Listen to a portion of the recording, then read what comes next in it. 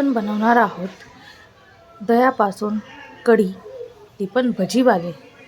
सगळ्यात पहिलं आपण दहीला एक विस्करचे हेल्पनी थोडंसं विस्क करून घेऊ आणि त्यात थोडंसं डाळीचं पीठ टाकून त्याला मिक्स करून घ्यायचं।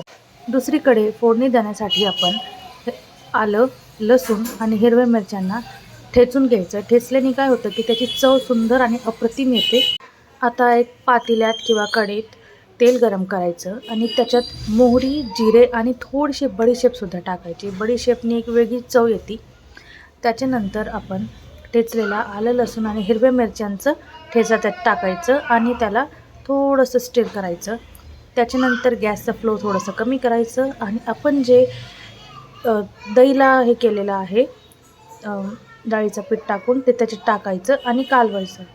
दुसरीकडे आपण त्याच्यात भजी टाकणार आहोत। तर भजीसाठी काय घेतलं आहे पातेल्यात, थोडंसं डाळीचं पीठ, डाळीच्या पिठात आहे ओवा, थोडंसं सोडा आणि मीठ। त्याचे छान छोटे छोटे भजी तयार करायचे।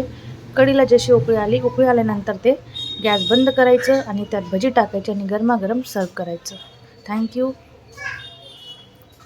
आवडला असेल तर कमेंट करा, लाईक करा आणि माझ्या चॅनलला सबस्क्राईब करा। थँक्यू।